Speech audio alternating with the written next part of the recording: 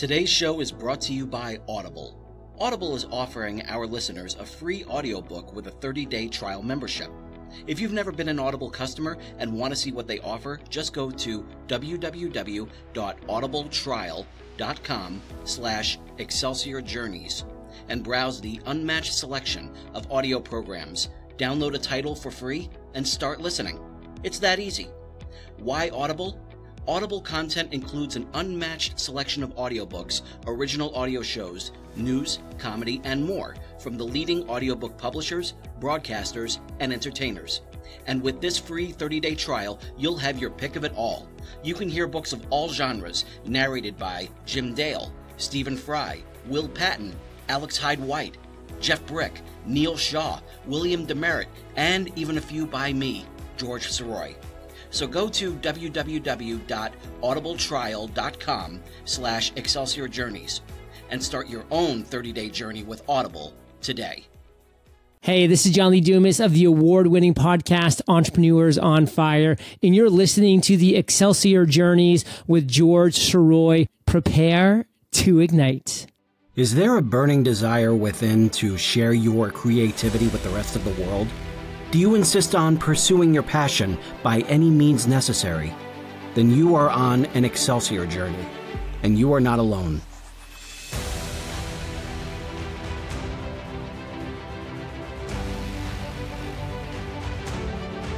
Welcome back to Excelsior Journeys. My name is George Sirois. Thank you so much for being here. And thank you so much for continuing to listen to this very young but hopefully growing podcast. It's been a real pleasure to speak with some amazing guests, including the one that I have coming up tonight.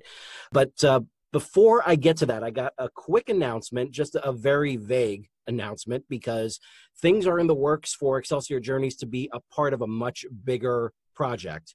I know earlier that I claimed that Excelsior Journeys was brought to you by the Right Pack Radio Podcasting Network. As plans go, plans will go awry, and all of a sudden things tend to change. But at the same time, in this case, things are evolving into something truly special. So I am going to be sharing the news about the next phase of Excelsior Journeys in the very near future. But first, I got a little story to tell. This week, I reached a big milestone because it turns out that my books have the YA fantasy and adventure bookshelf over at Barnes & Noble at the West County Center in over here in St. Louis, Missouri. Very big accomplishment, and it was around that time that I had spoken with one of my coworkers who was asking me where they can get my book, and a coworker went ahead and just gave like a little snarky little crack, just saying in the trunk of his car.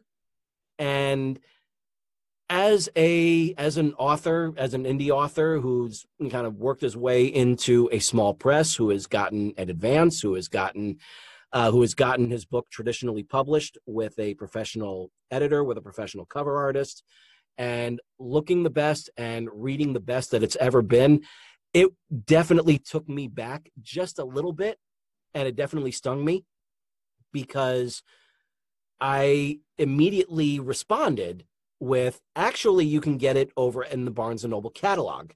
And it was around that time that the books had found their way over to the shelves. So an even better response would have been, actually, you can get them at West County Center at Barnes & Noble. And my plan, hopefully, is to get those books in one store at a time. But at the same time, I was definitely stung by those remarks, and there were quite a few things that I wanted to say. Nothing vile or anything. I mean, after all, it was just a little crack, and with my own self-effacing humor, I likely would have made that joke myself. But all the things that were going through my head were all the things that I wanted to mention to that coworker of all of my accomplishments. That I'm not only an author, that I not only have a small press, that I not only got an advance, that I also have, as of this past September, agents. I've spoken in schools. I've written for websites. I have my own podcast. I have the voiceover experience. I have audiobook narrating experience. All this stuff that has been going on at some point in my life. And the little voice in my head just said, that felt good, right? Just kind of, like, even though you didn't say it out loud, all those things that you've done, you reminded yourself of that. And that felt good, right? And I thought to myself, yeah, it did feel good. And then the voice said, well, why aren't you doing that more? And it reminded me that a big weakness of authors, not just myself, but a lot of authors, and really like a lot of artists, is that we as artists always seem to have an issue with promoting ourselves. There are a lot of them that have been able to figure it out, that have been able to create this great marketing strategy for themselves, that have been able to grasp onto the fact that this is a business, being an author, being an artist of any kind. If you are putting it out there for the world to see, hopefully for the world to purchase, then yeah, it's a business. You got to treat it like that. And a big part of business is promotion. You have to market yourself. You have to market the work that you have done. You have to be proud of the work that you have done. It's very much like what Tony Robbins says: claim who you are, claim who your creator made you to be. And that's one thing that's been going through my mind quite a bit lately. And I realized that a perfectly good mantra for myself for 2019 is to hell with modesty, because modesty, can only get you so far. It definitely won't get you very far if you are just constantly shrinking like a little violet when people are asking you what kind of work you do, what kind of product you put out there. And then at that time, it's during this whole resolutions month, I realized that a big thing that a lot of people really want to add as their New Year's resolutions is to get themselves out there more, promote themselves, let the world know what they can do. And that's when I came across my guest for tonight. My guest tonight is a LinkedIn video and content strategist who has been called a generous, kind, hilarious, sharp business mind in the marketing industry, who has been called a pioneer and leader in the social media industry. And it is a absolute pleasure to have her on to not only share her journey with us, but hopefully provide a little bit of inspiration for those of us who need to get out there but aren't sure how exactly. Because yes, I'm on social media, I'm on Facebook, I'm on Twitter, I'm on Instagram, and I have some experience with Tumblr, but the one nut that I have yet to really crack and really make my own is LinkedIn. And I'm so thrilled to have our guest here tonight to talk about just that. So I'd like to welcome the LinkedIn video and content strategist, Ms. Judi Fox. Judi, how are you? Good. I'm so glad to be here. And thank you so much. And it's funny enough because Judi and I should have had some sort of history together in Godwin High School, because both of us went through all 4 years. We both graduated at the same time, class of 94. Mm-hmm. And yet somehow our paths never crossed in all 4 years. It blows my mind to see that. And so it's great to finally be able to catch up with you, actually. Yes. So that way I can actually get a better grasp of your journey, what it was that started you on this path that you're on right now. So before we do that, tell us a little bit about your business, because one of the things I see a lot on LinkedIn, on Instagram, on Facebook is #FoxRocks. Tell us about that. So just to kind of really quickly then jump straight into the ecosystem of LinkedIn, and I think anywhere online, to brand yourself in a way, especially with a hashtag. Somebody early on said, if you're going to create content and you're going to be consistent, you would want to go ahead and create some type of hashtag that you can always put on every single post that you put out into the world. Mm-hmm. And when hashtags even get better and better and better and better, at some point, you'll be able to search that hashtag and people will be able to, you'll find your content. And it's true on LinkedIn. I've not played around with it on other platforms, but I include it a lot. And what I realized is now people constantly shout me out with that hashtag, which keeps more and more people coming over to my profile and checking me out. It's creating this like really circular tornado of activity of people talking. That's awesome. Yeah. Instead of having to remember my name, it's a fun hashtag. Yeah. That's a great idea too, you know, to keep it simple and to keep it fun, because Fox Rocks is that's a fun phrase to throw out there. And that's a great way to do it. So so let's start at the very beginning of all of this. So one of the things 94? I'm just kidding. One of the things that I always ask my guests is to think of the lightning bolt moment, that moment that made you kind of go in that direction of like, that's what I want to do. That's the kind of person that I want to be. That's the kind of life I want to live. I think the lightning bolt moment for me is more about reaching a point in the corporate or professional world, whatever kind of the climbing the ladder world that I was in, and heading towards the C-suite and realizing that a lot of that world started to look very permission-based. Like you have to have permission, depending, of course, who and what organization you're part of, but it felt very like I started running into more and more organizations that there's just policies and there's rules, and it starts to remind you of, I have to have permission to figure out like what I'm going to do for this upcoming business trip. It just felt so, I couldn't wrap my head around the fact that I felt like, okay, I have a doctor's appointment, I have all these things, or I have this to take care of. And I started to feel like, am I going to be 45? Am I going to be 50? Am I going to be 60 years old still feeling like I have to ask permission?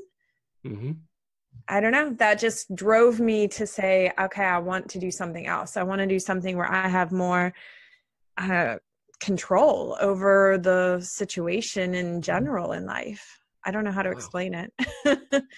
That's great. It's very much kind of like feeling like you're in this rat race, basically just at the behest of someone else.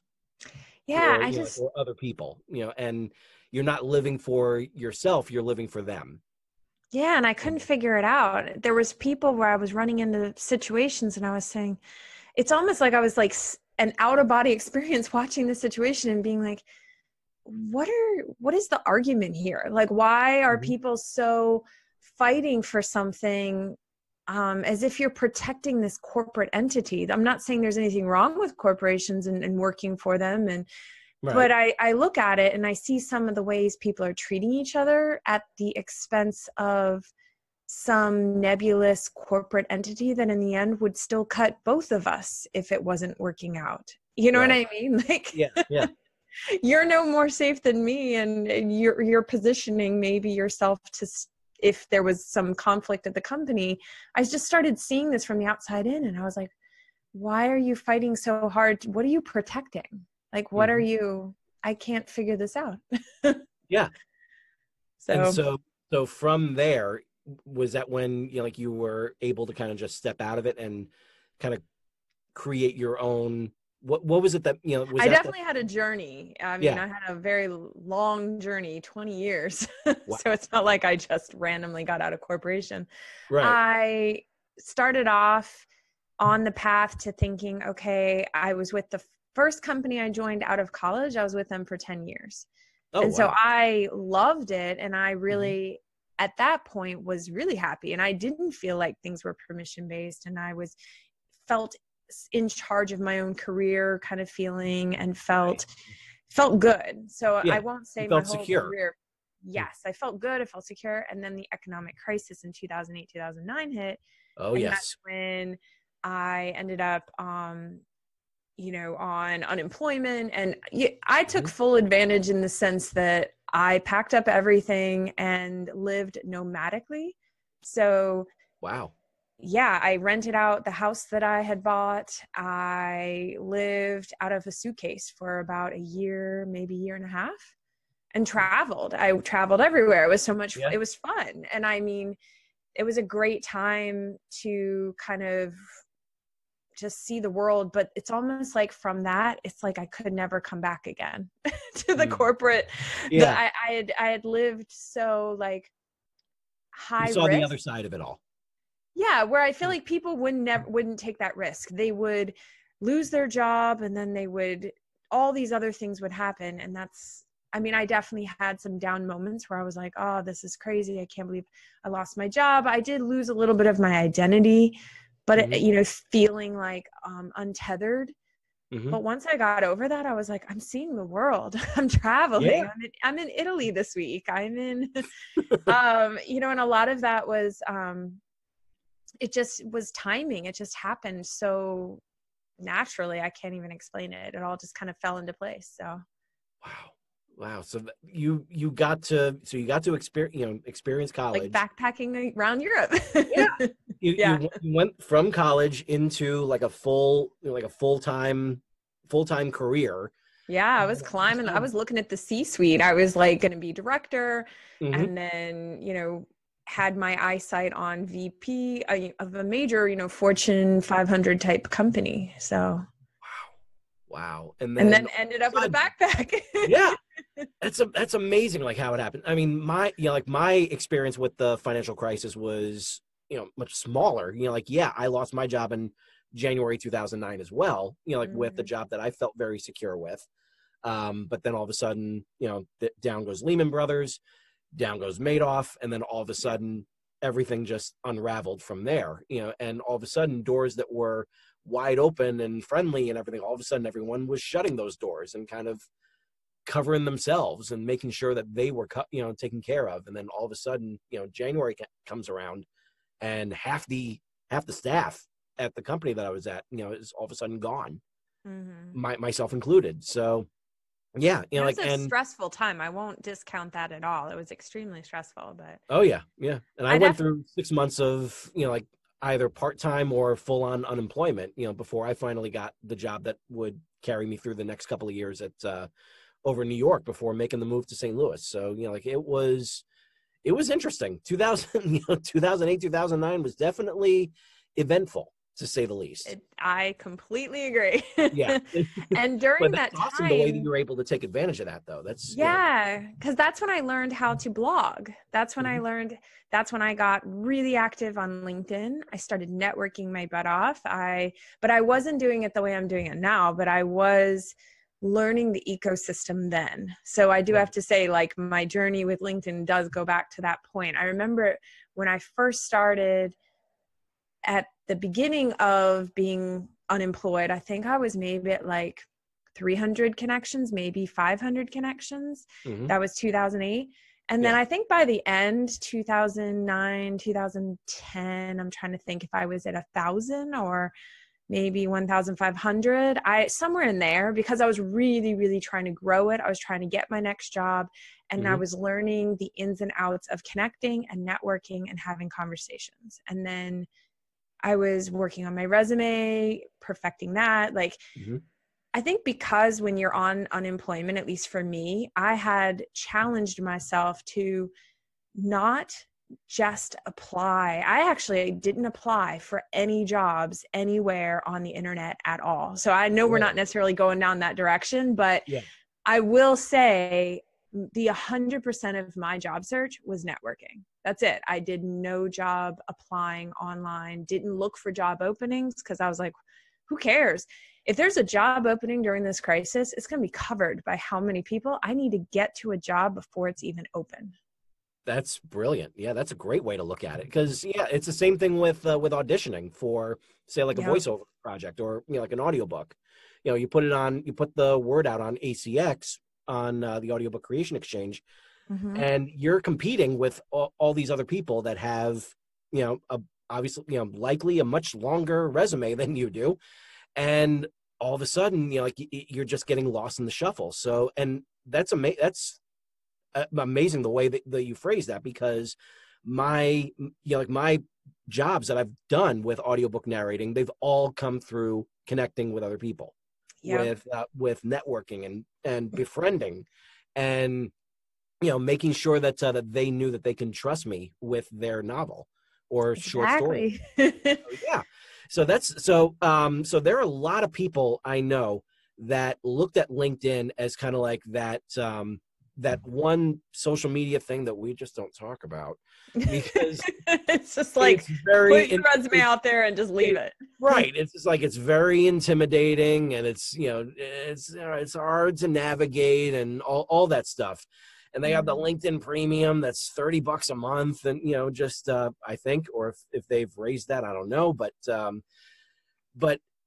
tell my wonderful listeners why they should not be afraid of LinkedIn. Well, I'll start first with, it's got, I don't know now how many people on the platform, maybe close to 600 million people. Wow. Who are signed up. They've got accounts. I mean, obviously that's around the world, but that's a lot of people. It's not something to be discounted. And then I think the average income of people on the platform is well over, if I have to guess, it's well over 65,000, the average. Wow. So I think, to discount that platform as a place to show up, and you're missing out. And then the other thing I want to say is it got bought by Microsoft. And so after that purchase, and because Microsoft, now this is where I'm not an expert in all of these details, but the Skype connection, all the different products and apps and everything that can get utilized and can be thriving and changed and updated. And they basically added video just almost exactly a year ago. They've added video, and the platform has changed. And so that's kind of what a light bulb went off for me. So I had been doing, like I said, networking, social selling, kind of functioning on LinkedIn, using it like my resume, like a lot of other people, which nothing is wrong with that. I think it's a great space to do that.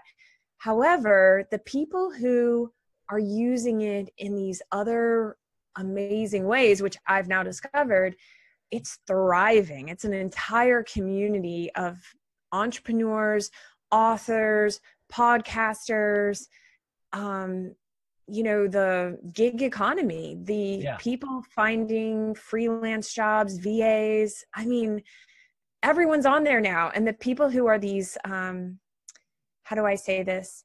You will stand out even more, if that makes sense. I'm not trying to say, oh my gosh, be an early adopter, because who knows what can ever happen. And there's no guarantees for any social media platform, but by getting active on LinkedIn myself, I was originally doing it thinking, okay, I'm going to grow the ability to do sales and business development for a particular company and industry I was working for at the time.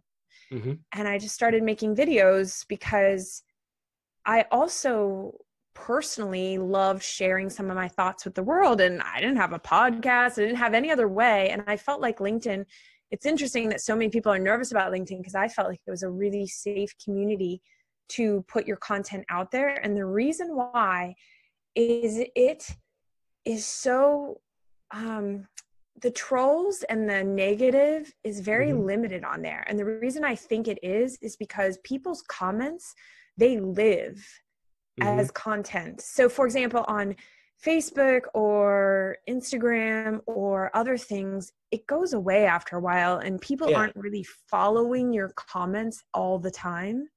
And the only way people are going to know you said something ugly is if they screenshot it.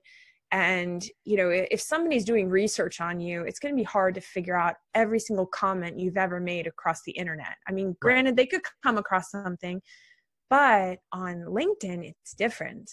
They can search and find all the history of your activity. All the comments you made are very nicely laid out in a thread. that somebody can just grab and say, here's all of Judi's comments all across the platform. And I think that really is a positive thing for me. And then it's a thing that deters any business professional, because if you're a troll, how are you going to find a job if you're going around the internet and it's very searchable and grabbable? If you're being toxic. Yeah. Yeah, exactly. Toxic is a good word.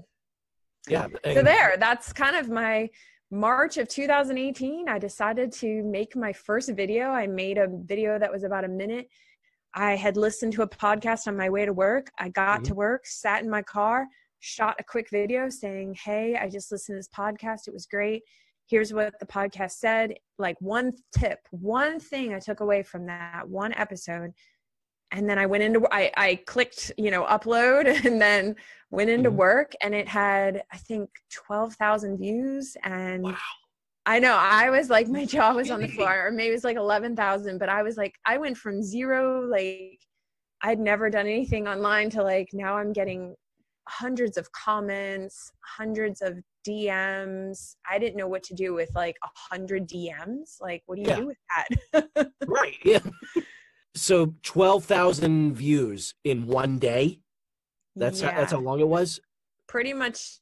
It was 24 to 48 hours. I can't remember, but I remember just seeing like I said, I haven't said this, but when you make a post on LinkedIn, people will start checking out your content, your profile. They'll start clicking around on you, because LinkedIn's like, you just handed somebody a brochure of who you are, like a pamphlet. And so when they go to your profile, they'll start seeing what you populated it with. And I hadn't populated my profile with, other than I had said, this is who I am. It read like a resume. And so they were kind of like, oh, what do you do? Who are you? Like all these questions. And I was like, oh my gosh, hi. Wow. So, yeah. So, all right. So with that, we can actually kind of put in, I guess, like a tip, like a first tip, I guess. If you are if you feel like you're ready to upload some content, create a video or whatever, make sure that you have a profile that's populated. But I think the reason why I tell people that is, it's something you should do. But whenever I hear the word should, I'm always like, yeah, but it turned out just fine for me that I didn't, Right.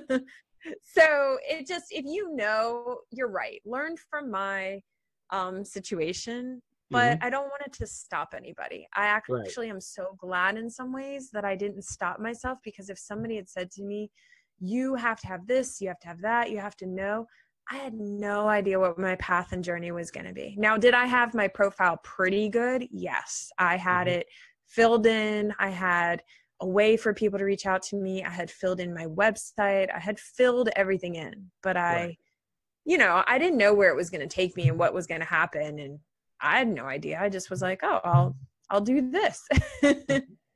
So basically it sounds kind of like you want to, there's almost like there's a happy medium in there, because if you give every bit of information about you, then they have no reason to reach out to you. But if you have like nothing, then it's almost like you're a blank slate. But if you have just enough info, so that way they can kind of be like, tell me more about this, or what do you think about this? And, that all of a sudden it might generate, like some conversations, do you think? Oh, definitely. I think there's ways to position yourself to say, you could say something like, I am a whatever, insert genre, insert type, insert whatever author, or or you can say something like author of this book and podcast, and put the name of your podcast. And at the end of the day, you're positioning yourself as whatever you tell LinkedIn you are, the people who come to your profile, for the most part, that's who you are. Right. So I don't know. I don't know if I really thought about it from creating conversation, because LinkedIn only gives you so many characters. So it's not like, it's just like any other platform. You can't write the whole novel right there. So there's always something you're not going to be able to say that's going to spark conversation. So. Right. Okay. That sounds great. So, So you said that this happened last year, you said? That's when you decided to upload this video? March of 2018 is when I uploaded my first video. Granted, the video, even the ability to upload a video didn't exist. So it was rolled out, I think, to the public somewhere maybe in January. Okay. Maybe. So it's not like, it's pretty much been a year for a lot of people. So there's a plethora of tools that are out there for creative people to go in and play with, basically on LinkedIn. Yes. Yeah, and LinkedIn is expanding its abilities more and more and more. Like recently I became part of a soft launch in a trial period for an events type of part of the platform, similar to Facebook, where you can put an event out there and draw and get eyeballs, and people can say they're going and attending, and it can, it's got that same feeling that they're trying to make updates to the platform. And they have rolled out a version of stories. Making stories is something that might get added to LinkedIn this year. We don't know. LinkedIn has rolled out stories to a select, I think, group of colleges. I'm not sure exactly because I don't have all the details of who has it, who doesn't. But it looks like it was tested at the college level for the story part of the platform that might get added. We don't know. And then, of course, everyone's speculating when is live, the ability to do live video on LinkedIn is being talked about, but I have no official confirmation. Right. So they have groups on LinkedIn. They have a lot of functionality. I think the biggest thing is, for some people, is just learning the ecosystem and figuring out, like you kind of talked about, which is, how do you do social selling? How do you announce yourself and what you do in a way that gets results? Because you want results, which is you want your book to get more eyeballs and your content to be seen and shared and people to talk about what you're doing and who you are. And you want that momentum. Yeah. Exactly. Yeah. Momentum is huge. Like that's always and it's so fragile. How it can just be, all of a sudden it can be huge, and then like if you don't take advantage of it, then it just kind of goes away, and it goes away quickly. Especially in this world, in this I don't even want to say like the microwave generation, because that was pretty much like us in the 80s that we wanted it now, while everyone wanted it 5 minutes ago, so it's I think it's funny that you say that, because I've been challenging all of those mindsets, like that thought that if you don't capture the momentum, you've missed it. And I've lived with a lot of people in my ear saying, "Oh my gosh, Judi, you have nothing to sell. You're getting I got 3 million views." And people were like, "You don't have anything. You don't have a funnel on your website. You don't have this. You don't have that. You don't have this." And, they're kind of like freaking out for me. And it's funny because what you said is, nothing wrong with it. But I think to myself, it's the mindset that we all kind of grew up in. And I say to myself, challenge it. Don't let it be not the answer. Let it be okay that you will keep this momentum, and because you get to decide what it is. That sounds funny because you can't control other people's behavior online. Right. But the biggest thing I've learned is to implement the basics of life. If you show interest in others, people will show interest in you. And I know you talked about the community of authors, the community of authors. And there's a part of me that when I first got online, people were kind of confused why I was connecting with people that maybe didn't make sense in the industry I was always playing in, if that makes sense. So like my background's an engineer, and I had done environmental compliance and management and sustainability. So if you think about it, that's who I'm supposed to connect with. Yeah. And I started connecting with marketing professionals, sales professionals, authors, anyone.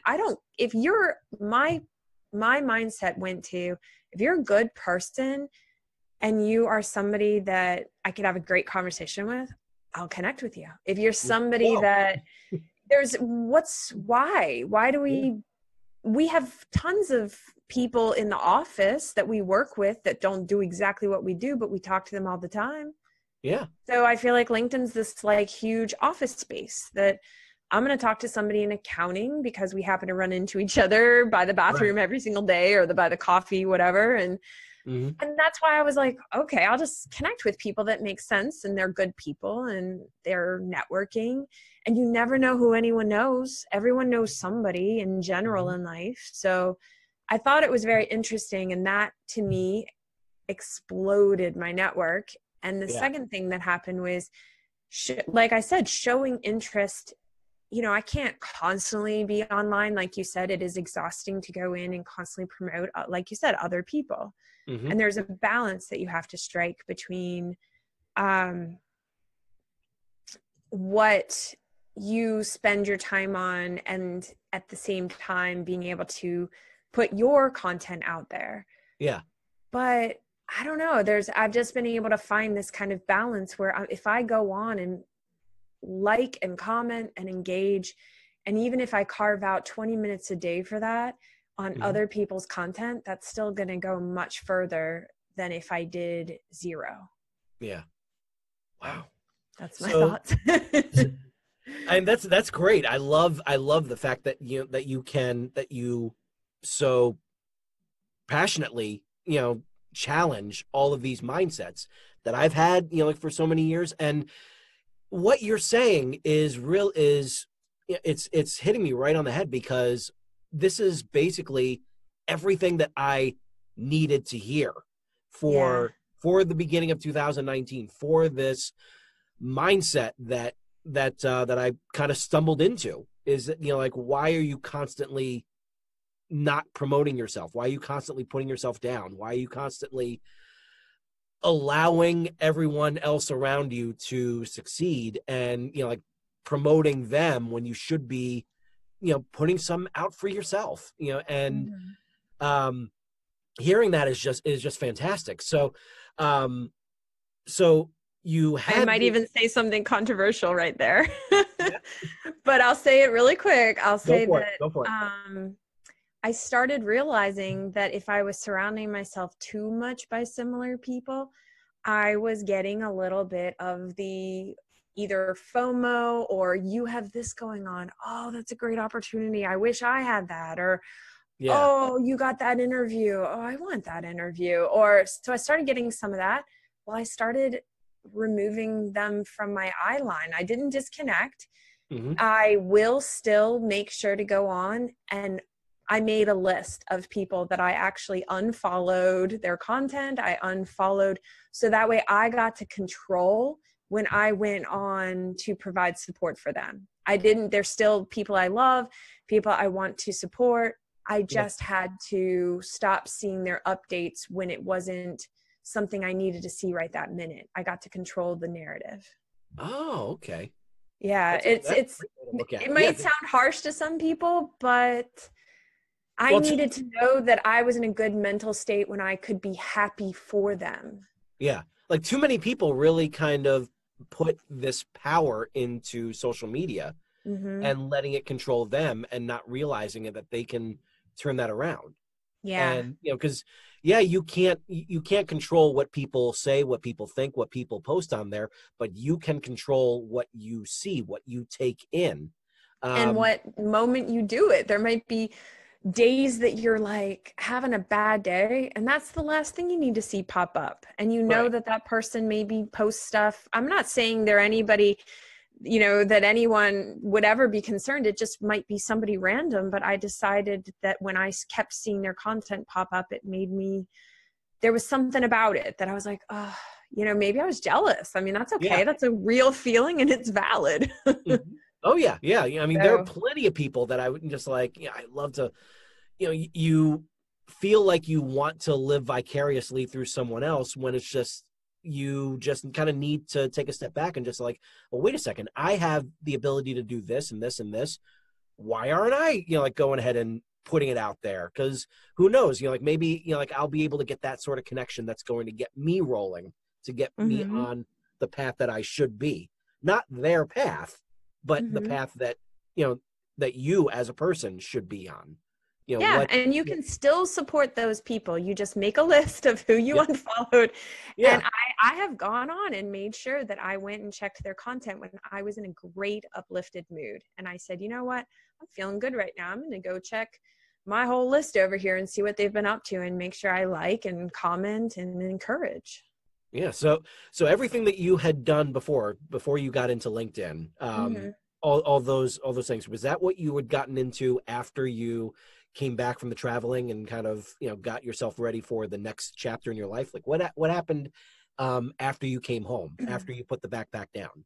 Oh, I went back to doing what I had always been doing. So for those years when I graduated college, I had studied chemical engineering in college. I went out into the business world in 1999 as an engineer.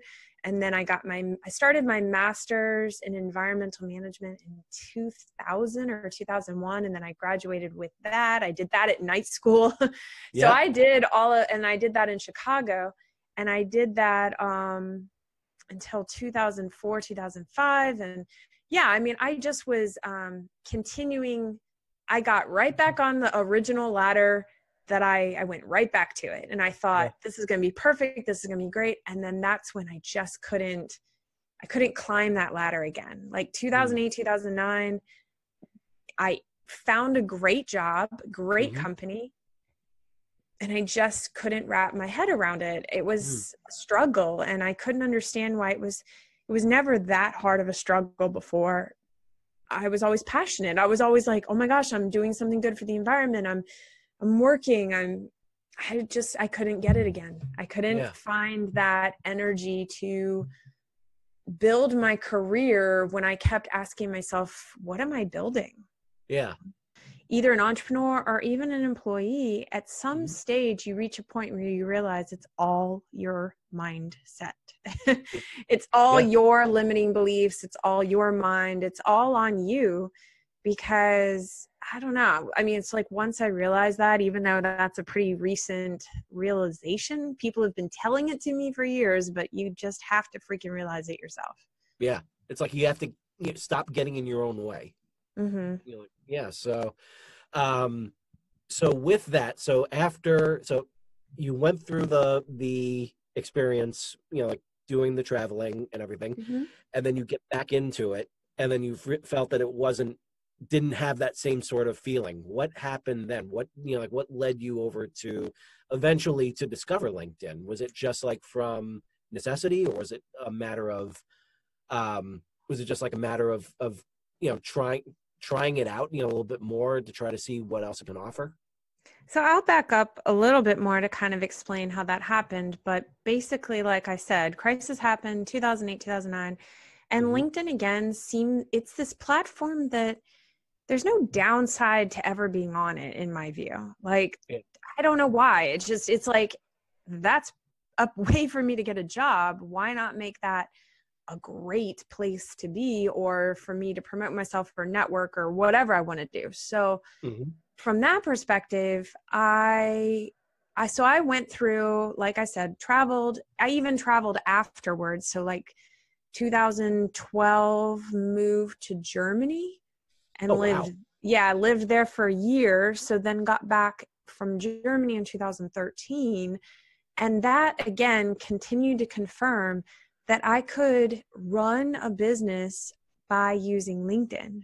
So when I was in Germany, 2012 to 2013, I mean, I was doing just side gigs, like freelance kind of projects. I wasn't working for anyone during that time. So you're right. I didn't just go back to work and start climbing the ladder. I went back to work. I was like, oh, I'll get off again. I went back to work. Oh, I'll get off again. And my son was born in 2012. So I was kind of thinking, okay, I'll figure out how to get some income here on the side. And it just happened. I mean, it wasn't something that I was positioning myself for. I just noticed that I could put myself out into the world in a way, share articles, do the bare minimum, and get clients and conversations, again, specifically in the business and industry that I was in. I wasn't going wide, I was going deep in my net. Yeah. And then I got back from Germany and my life hit a pretty big speed bump with just a life crisis is what I call it. But I ended up as a single mom and ended up moving back in with my parents at 38 years old, and, had to start over and figure it out again and figure out and so that's when I was still, like I said, running my own business and creating contracts with other affiliate type contracts. I was doing all kinds of business, but I reached a point where I felt like I needed to go back to corporate. And I still felt like if I found the right corporation and I just felt like in my bones, I just need to go back to corporate. That'll be the answer. That'll solve all of this. I'll have purpose. I'll know what ladder I'm climbing again. I won't have to be all over the place, where I felt a little all over the place going through that, life crisis. Right. And during that time, I did no social media for 4 years. And the only social media I did was LinkedIn. And it's because it was business. It had, it changed my entire mindset for why you use the internet. Why do you use social media?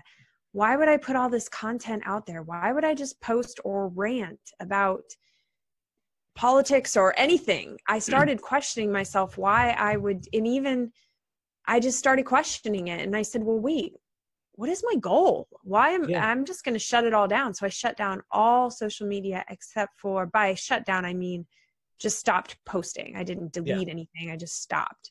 And it's funny because it was like, nobody really said anything. And I was pretty active. Like I had a blog. I actually had about almost 120,000 views on my blog. Really? I was building. I had maybe I was up to 1,000 Twitter followers. I had 20,000 views per month on my Pinterest. I mean, I'm not talking, from I'm being this active person online to 0 in the span of a week without telling anybody. I just went and snap. Wow. So, and then that's the interesting part, getting back online. That's why it's so interesting, because I challenged, and that's why I really can challenge that feeling of, I actually had momentum. I had things that people would love to have, a pin being repinned 5,000 times. I had inbound leads, I had opportunities, and I shut it all down. And I was able to turn back on the light switch March of 2018, and it was just fine. I mean, I'm not saying the 12,000 views but there's something that you just don't lose. Yeah. So that's why I tell people not to worry, to stop, don't worry. People, if you leave the internet for a week, it's going to be okay. The internet will continue to go on, and it will find you again. The algorithm, humans are the factor. I mean, yes, there's algorithms. Yes, they can throttle your content. But at the end of the day, in my head, I keep saying, if you have 100 humans that and they know you, they'll be your biggest income generating machine that you ever could have created. If you can find, I'm making up a number, of course, but if you can just find 100 humans that you all get along and figure out how to support each other. That's terrific. So, as a content strategist, I'm sure you've seen a lot of things on LinkedIn, on other forms of social media, where you just have to kind of cringe, just stop doing that. Yes. What would you say is the most self-destructive thing that you've seen amongst, around all forms of social media? I mean, I think any type of really anger in a way that is not leading somewhere. I mean, I think anger, when it's used in a way that is towards action or towards a productive type of conversation. But I do feel like just blasting out anger and hatred, I would say it's more hatred than anger. Yeah. Because anger, I think I read posts, I see content, and I'm like, yeah, you be angry. Like, you should be angry about that. Right. Maybe it's more of a hatred type concern that I see people really blasting out there. And then from a more not that to me, that's the toxic level. And then the other level where you just back up to people who are trying to figure it out. And I tell people to really find like 5 people that you see doing really well. And they don't have to be the huge people, but just somebody who's like, if you said to yourself, wow, I'd love to have what they have. And you see yourself saying that, well, then dig into some of the posts, dig into 5. I'm like, pick 5 people, dig into 5 of their best performing posts and see what they did, deconstruct it, because there's a method to that. They know what they're doing. They know how to open. They know, for example, I rewrote somebody's LinkedIn post today because I flipped the conversation. The conversation started off, I want to tell you about this. I want to tell you about that. And I was like, no, don't start with, flip it. Yeah. What do you want to give them first? They don't care in the first 3 to 5 seconds what you're thinking. They care what they want to hear from you that's going to impact them and why they should keep watching your video or keep reading your content. So always flip it. Make it about them first. And a lot of people open up their videos and spend all this time saying, I was thinking today, I woke up and I was doing this and then this came to me. And I'm like, you know what's interesting is flip it. You can still say those things, but start with, have you ever thought about XYZ? I woke up today and I was thinking, because you've hooked them. Now they want to know the rest of your thought. I don't care how you woke. You know what I mean? Like the other way, you didn't tell me that there's value I'm going to get out of watching your 5-minute video. I have zero idea if I'm going to get anything out of watching this video, but if you flip it, and the opening sentence is something that says, you know, this is what the conclusion I came to. I basically decided I need to get really organized.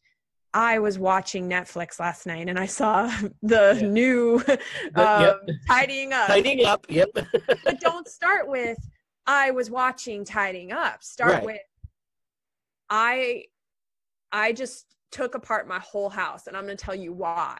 Like, give them the hook. That's an amazing strategy that that I'm shocked that I didn't even think of. You know, I mean, you know, I'm not, it's not like I'm, you know, some like brilliant strategist or anything. Like, that's just it. You know, like the fact that as soon as you brought that up, it was just like, that's so, it seems so simple, but at the same time, no one's doing it. There's not just one way to hook people. You can hook people with laughter. You can hook people with like so much value. It just blows their mind. People want to be entertained. They want to go off into another place. They want to escape this rat race that I was in, that I have lived. Believe me, I started living that. It felt like wearing concrete blocks, walking into the office at some point, because I was just like, I can't do this one more day. And that feeling, the last thing I wanted to watch was a boring video or something that didn't just, if it's not going to provide value, I just want to watch Netflix, or I just want to watch something that's going to entertain me, make me laugh. And I even had a coach one time tell me, you know, coach/therapist basically say, your assignment this week is to just watch things that make you laugh.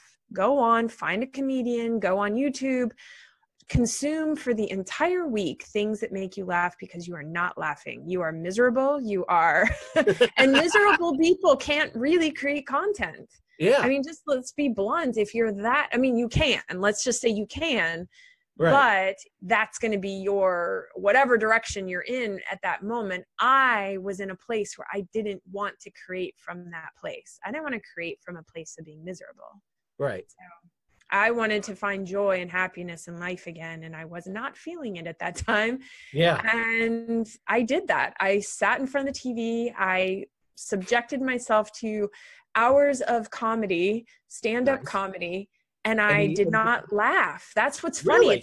Really? It took me a long time to laugh. It took me more than a week, because she said, okay, have you laughed? And I'm like, I still haven't laughed. It sounds funny now, because now I laugh. Yeah. Right. I couldn't laugh. So I got to ask, was there like a specific comic that broke you, that finally got you to smile, to laugh? I do like, I do like the kind of SNL, like Amy Poehler and Tina Fey. Uh-huh. Who else did I like? Oh, Amy Schumer. Oh my goodness, her. Yep. Yeah, I did lean towards female comics.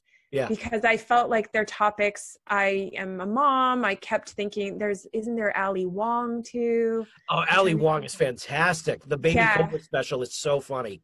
Yes. So I funny. feel like I watched her the first time in that special and I didn't laugh. And then I watched it again when I finally got my laugh. I was like, oh, I need to watch that again now that I can laugh.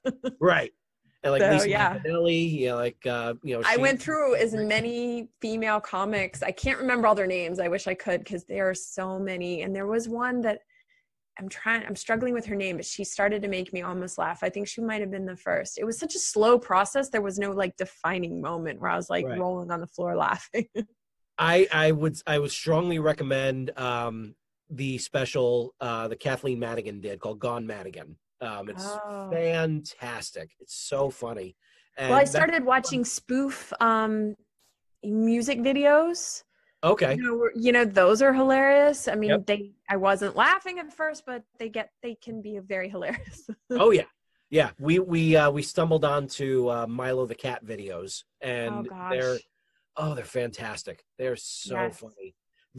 Just the fact that he was able to blend in perfectly Barney the dinosaur with Notorious B.I.G. and it worked so brilliantly. So yeah, I definitely get that. So that's actually like a great tip for our listeners out there. Like if they find themselves not thrilled with how they're going with being very self-effacing, that turn on some humor, turn on some comedy, get yourself laughing again, because those are endorphins. And once you start laughing, you can't help but start to be happy, because you are laughing, you are being happy. So I was also going to say that the people or just when I was it reminds me of Harry Potter. It's kind of random, but basically in Harry Potter, when they were trying to get rid of the Ridiculoso, do you know what I'm talking about? Where ridiculous, from Prince of Azkaban, you can't have that goblin in the closet or whatever it is. You can't have your demons, your darkest, or your self-effacing, your thoughts that you're down on yourself.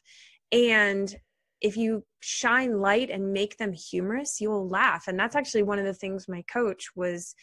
She was like, just think about the humor. It may not be something you ever would want to tell anybody, because it could be dark humor, could be whatever humor you can find to make it basically ridiculous. And that's actually how I approach trolls. I mean, I have laughed so hard at some trolls that have commented, and I think the people who really get through stuff on social media can just laugh about it.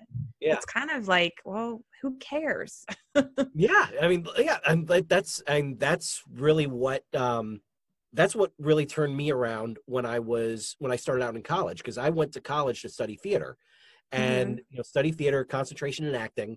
And when I started out, I was doing these dramatic monologues, as audition pieces and everything, wasn't getting anywhere. And then all of a sudden I turned it around completely, and I did a full-on comedic monologue that got me as it was literally down to myself or one other person who is now a friend of mine for the part that we were auditioning for. And so I used that same audition the next semester. And I wound up, hearing back from, I think it was like a half dozen different directors for their project. So it's amazing what humor can do. And so it's a very powerful tool that you need to keep in your arsenal. You need to keep it nice and sharp and ready to go, and don't let it die on you. And I was going to say, for a client the other day, so I help, this is how I work with people now, but I work in many different ways. But one way is that they hired me to help them make their content pop. They wanted to get the hooks. They could see that I was able to do it. And so basically they hired me for that. And for one of their posts, I said, I know I'm pushing. So, these corporate worlds are so buttoned up, but like I said, people are not going to share boring. You've got to make a little bit of a pop. So they were giving the history of their company. And the way I was reading it, I was like, it sounds like the Prince of Bel-Air. So I made their history. I rhymed it. I made it pop with that song. And they were laughing. And I was laughing. And it was hilarious. But then all of a sudden they go, I don't know if I can post that on LinkedIn. And I was like, do it. I was like, do you know how many people would listen to your company's history if you make it pop like that song? That's fun. Oh yeah. Yeah. I saw I've seen videos of people doing like the drunk history reenactments. Mm-hmm. And it's genius the way that they do it. Like it's the way that they put it together. It's just fantastic. And it's so fresh, just like you said. And the thing about LinkedIn, or the thing about any platform, depending on what it is, if the audience doesn't resonate with it, it just goes away in your news feed. It's yesterday's news.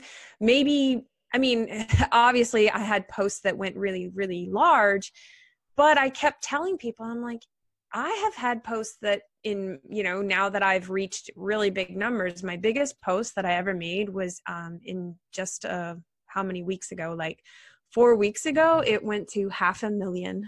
Wow. So yeah,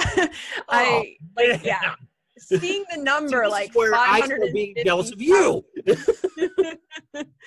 So yes, that was pretty big, I will say. But the basic is that if you don't hit the mark, it just goes away, or you can delete it. And that's why I keep telling people, the people if you don't like it, if your company doesn't like it, if you think that's off brand, well, then of course you shouldn't post it. But if you want to add the fun and it's okay, and you want to test it, sometimes you have to test the waters and try something that might be a little different. And the hook doesn't always have to be fun, but that is my kind of brand. So. Yeah. Well, yeah. Fox. You got to niche down somewhere. Hashtag,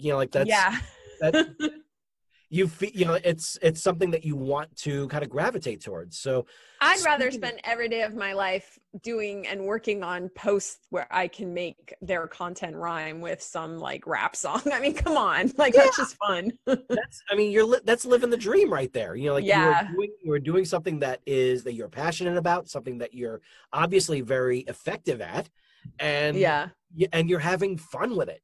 And that's exactly so much fun. And the thing is, like, the thing that grasps me about this, and which is really like the very core of this entire conversation, is that this is at everyone's fingertips, and all they have to do is give it a shot.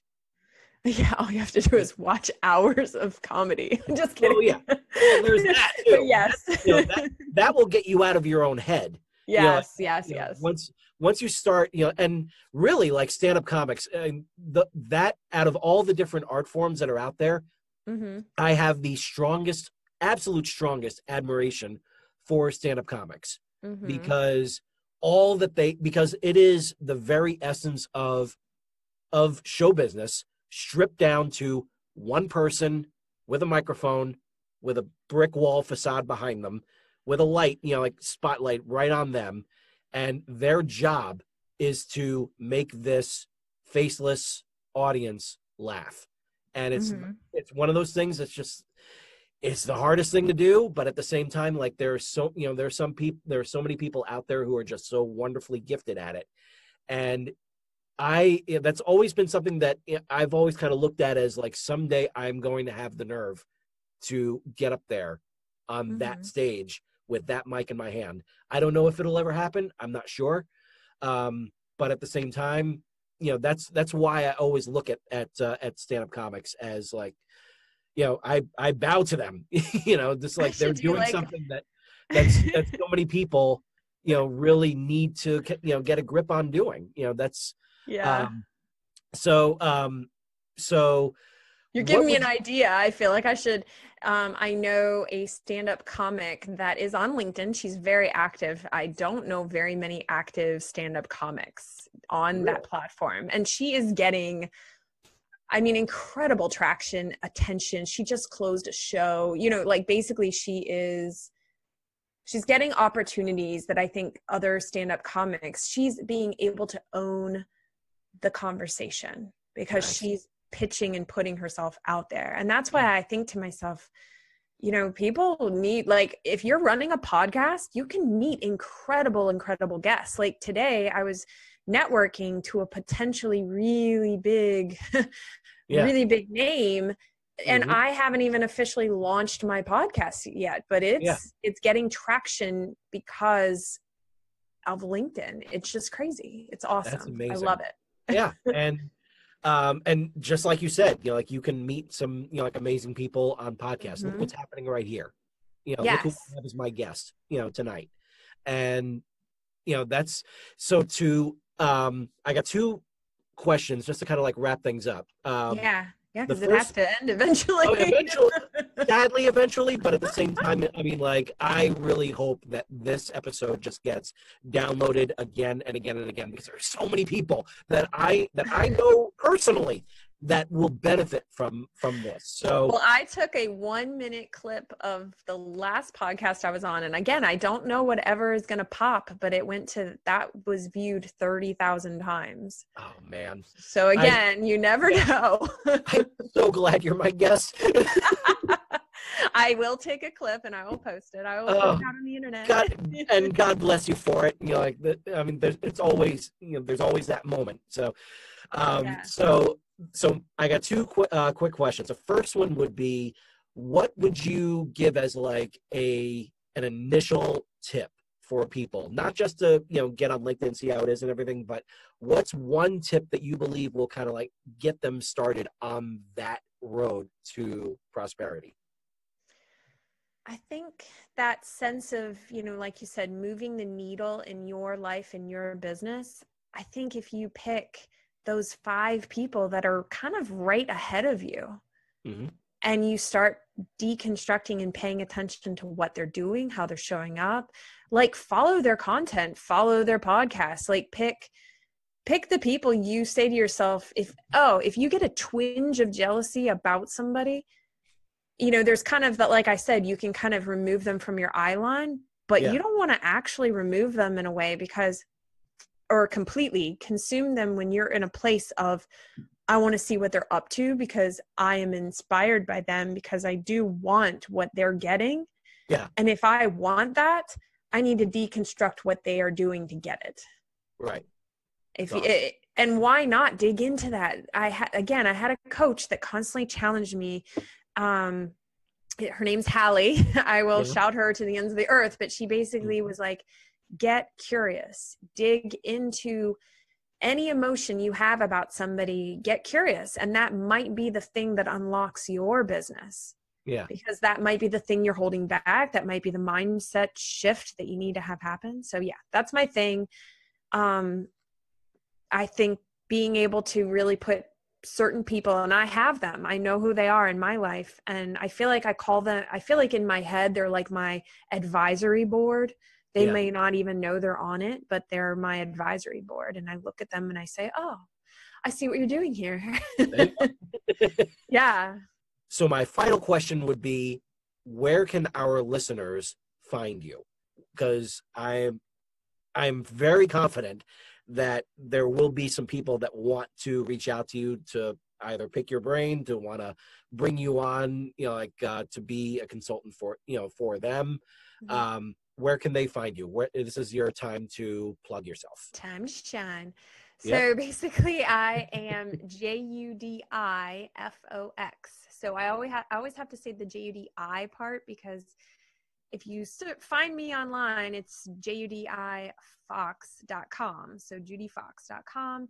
Mm-hmm. And at the very top of my website will be every single link to find me on Instagram, which I do love. I think it's just fun. It's fun making Instagram stories and the filters. And I don't know. Well, whatever. I'm getting into the details of I'm all about the fun. And Yeah. I know I've fallen back in love with Instagram. I can go out of it for a while, but then, like when I come back into it, I'm just like, okay, what else can I put on there? So yeah, I definitely know that feeling. Making stories is fun. And then what else? Oh, obviously LinkedIn. So I think if you're gonna check me out online, I would say come on over to LinkedIn. It's a little bit harder to find the news feed of somebody's posts on LinkedIn. I wish they made it a little more front and center. But at the end of the day, I think I am working on moving each of my posts to my website, so it can turn each piece of post into a content piece, if that makes sense, a blog post. Yeah. So, and then I was going to say my goals this year, I'm launching a podcast. So eventually that's going to be up on the site. And so if you want to sign up, I don't have any kind of opt-in other than if you don't, I don't spam anybody. I really haven't probably sent out a newsletter very often, but I do keep people posted when there's big announcements. Like the podcast is launching, for example. So if you sign up for my newsletter, you will hear critical announcements. Nice. Listeners, if you are not inspired at the end of this episode, there is nothing I can do for you. Really. Because right now I want to just like immediately just start getting content rolling. First thing I want to do is I want to make sure that my LinkedIn page is satisfactory to a point where I feel like I can really don't hit analysis paralysis. It's progress over perfection. Progress over perfection. That is that is the absolute perfect thing that I can think of to wrap up this episode. Progress over perfection, because all authors know that, when it comes to writing is rewriting. You can't rewrite from nothing. You have to keep going to get that first draft finished, and then you go from there. That's just don't keep looking back, because then you're going to get yourself stuck. That's the same thing in writing. That is the same thing in real life. So it's great to have a reminder of that, especially in January, especially during a time when we are all just kind of gearing up to get the next chapter in our lives moving forward. And Judi, having you here is a huge, huge part of that. So I want to thank you so much for being a part of Excelsior Journeys, for being a guest on my show. And for all of you out there, I hope you keep on listening. And for Judi Fox, this is George Sirois saying to you, ever upward.